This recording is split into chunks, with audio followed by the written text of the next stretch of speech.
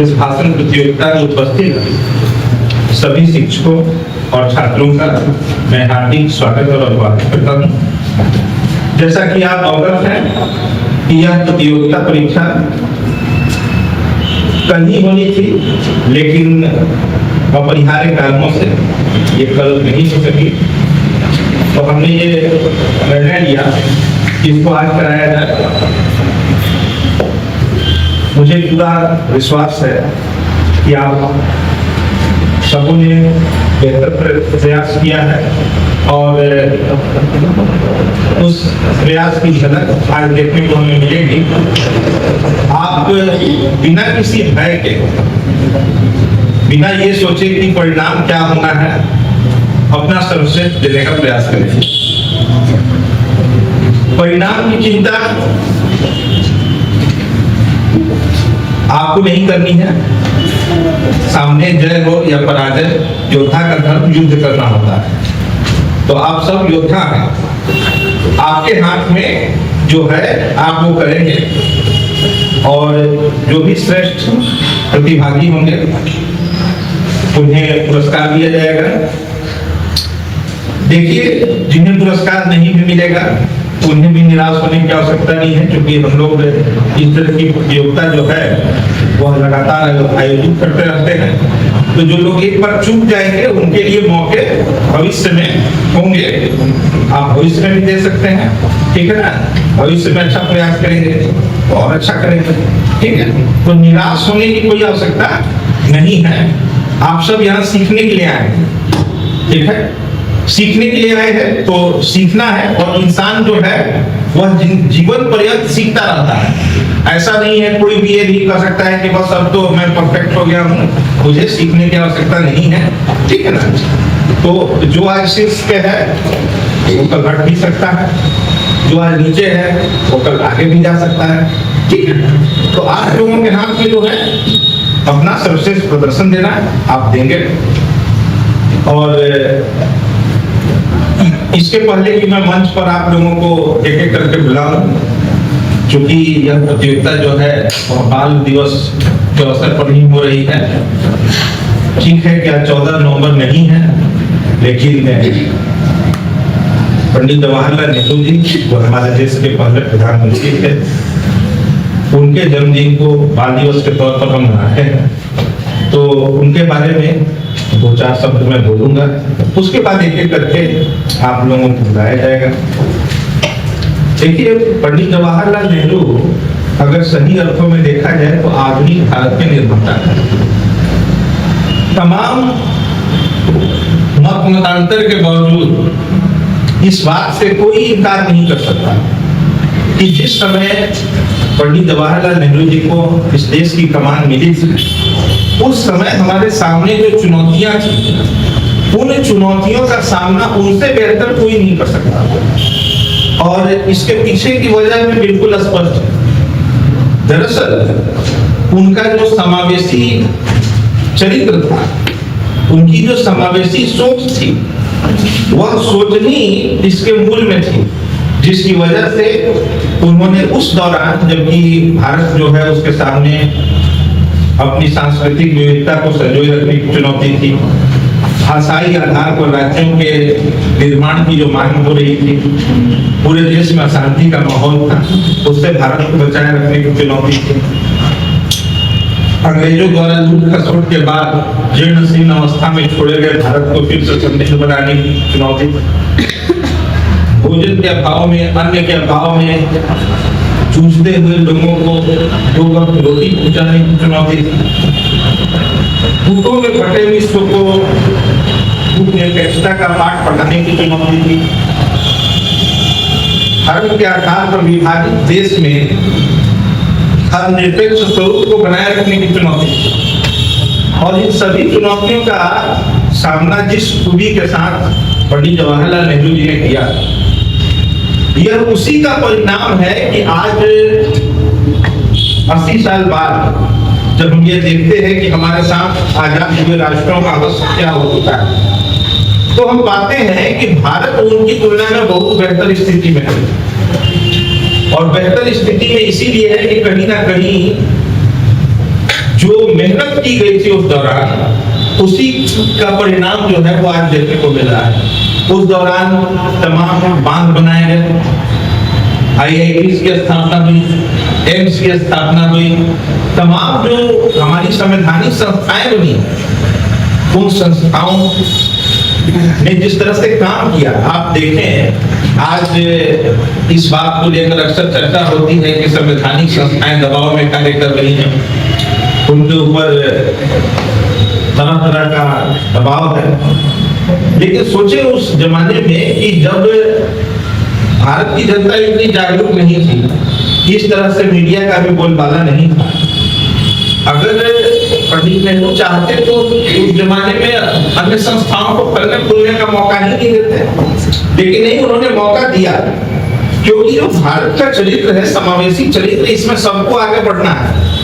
और वो इस चीज को जानते थे कि जब तक संस्थाएं मजबूत नहीं होंगी तब तक राष्ट्र मजबूत नहीं होगा।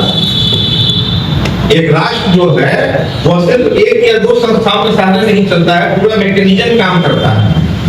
और उस पूरे मैकेनिज्म को अगर स्वतंत्र और निष्पक्ष नहीं बनाया गया तो उसका परिणाम जो होगा राष्ट्र के लिए अहितकारी होगा। आप अपने बगल में देख रहे हैं, पाकिस्तान को देखिए, बांग्लादेश को देखिए, म्यांमार को देखिए, श्रीलंका को देखिए, तमाम देश आजाद हुए थे।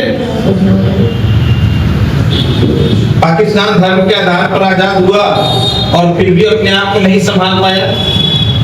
तो जो उन्होंने बात कही थी कि नहीं, धर्म के आधार पर तो देश चलता नहीं है। अगर धर्म के आधार पर ही देश चलना होगा तो पाकिस्तान क्यों अलग हो जाता है? पाकिस्तान में तो सारे मुस्लिम थे, लेकिन आप देखिए कि बांग्लादेश बन गए। इसी तरह से तमाम देशों को आप देखेंगे जहां एक धर्म के लोग हैं, दो धर्म के लोग हैं, लेकिन उन देशों में देखिए कितनी अशांति है। तो ये तो सोच थी नहीं, धर्म नहीं हो सकता है शासन का आधार। एक धर्मनिरपेक्ष राष्ट्र होगा हमारा, हम सबको अवसर देंगे, ये नेहरू जी की सबसे बड़ी खासियत थी। नेहरू जी मानवों को स्वतंत्र भारत का मंदिर कहा करते थे। उनके समय में जो बड़े बड़े बांध बने तो उन्होंने कहा कि ये स्वतंत्र भारत की मंदिर है। मंदिर क्यों है? मंदिर में आप ईश्वर से कामना करते हैं, तो ये जो बांध है ये अभी आपकी कामना की पूर्ति करते हैं। बांध से सिंचाई होगी, बांध से नौ परिवहन को बढ़ावा मिलेगा, बांध से पर्यटन को बढ़ावा मिलेगा, बांध से जो है बिजली उत्पादन को बढ़ावा मिलेगा। तो ये तमाम चीजें जो है, सोचिए उस जमाने में कल्पना की गई और इसको बनाया गया। देश के भविष्य को निखारने के लिए उस जमाने में IIT की स्थापना की गई। एम्स जैसे विश्व स्तरीय संस्थान जिनका आज पूरे दुनिया में डंका बज गया, बनाया, तमाम संस्थाएं ने, और नेहरू जी ने जो है वो बहुत दूरगामी सोच के साथ काम किया।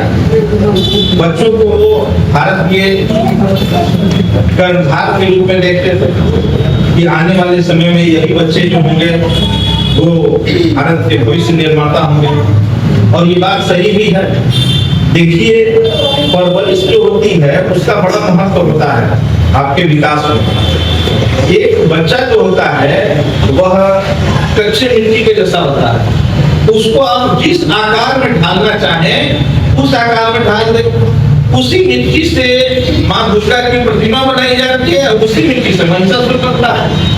तो ये तो आपको तय करना होगा कि हम अपने बच्चों को किस तरह से, किस सांचे में ढाल रहे हैं। नेहरू जी भी यही करते थे। तो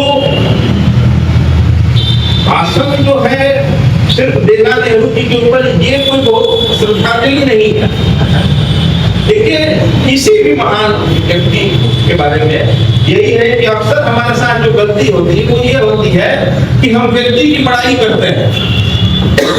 एक दिन कोई आता है, उस दिन हम लोग जो है जयकारा लगाते हैं। लेकिन समस्या क्या होती है कि प्रतिमा के ऊपर और तस्वीरों के ऊपर हम माला चढ़ा देते हैं, लेकिन जो उनके विचार हैं उन पे ताला लगा देते हैं। तो जो तस्वीरों के ऊपर माला और विचारों पर ताला लगाने का जो काम है, ठीक है, ये नहीं होना चाहिए। विचार जो है उनको हम कैसे जिंदा रखेंगे और उसको लेकर के किस तरह से हम काम करेंगे, क्योंकि उन्होंने जो करना था अपने समय में, जो चुनौतियां थी उनके सामने, उसका सामना किया। अब इसे आगे ले जाने की जिम्मेदारी हमारी है। तो हम किस तरह से अपने समाज को दिशा दे रहे हैं, हम किस तरह से अपने बच्चे जो है उनको आगे लेके जा रहे हैं, इस पे ये निर्भर करता है कि हमारा देश जो है आने वाले समय में कैसा होगा। अगर हम आज जो है कहते हैं कि बोए पेड़ बबूल का तो आम कहाँ से होए, ठीक है, तो ये जो बच्चे हैं इनको हम जैसी शिक्षा देंगे, इनका जिस तरह से मार्गदर्शन करेंगे, उसी के आधार पर यह कल के समय में इस देश के योग्य नागरिक बनेंगे या नहीं बनेंगे, ये सब आज के ऊपर निर्भर करता है। ठीक, तो इस तरह के जो हम लोग प्रोग्राम कराते हैं, जो प्रतियोगिताएं यहाँ पर होती हैं, उसका देखिए जो उद्देश्य है वो क्या है।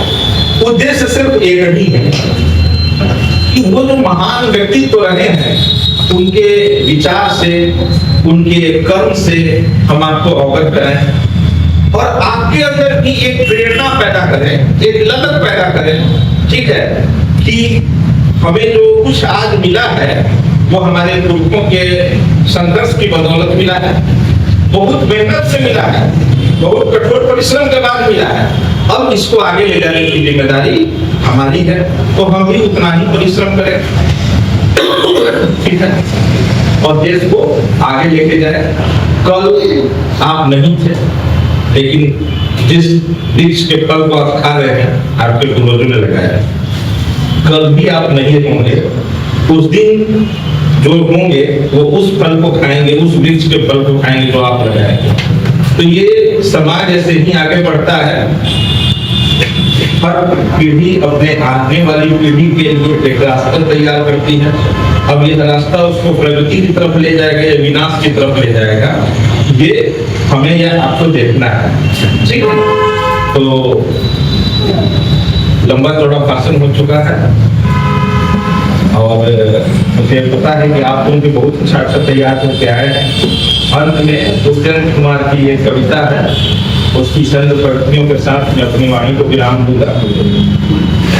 हो चुकी है पीर पर्वत सी पिघलनी चाहिए, हो चुकी है पीर पर्वत सी पिघलनी चाहिए, इस हिमालय से कोई गंगा निकलनी चाहिए।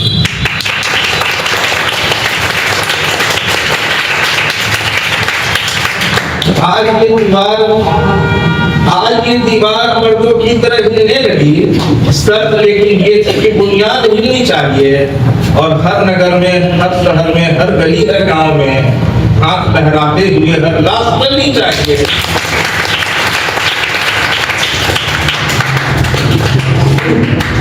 सिर्फ हंगामा खड़ा करना मेरा मकसद नहीं, सिर्फ हंगामा खड़ा करना मेरा मकसद नहीं, मेरी कोशिश है कि ये सूरत बदलनी चाहिए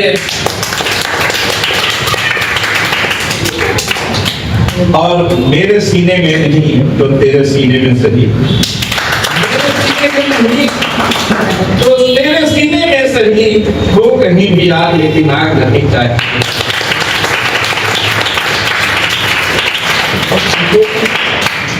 आप लोगों ने इतने धैर्य के साथ सुना, बल्कि झेल लिया, इसके लिए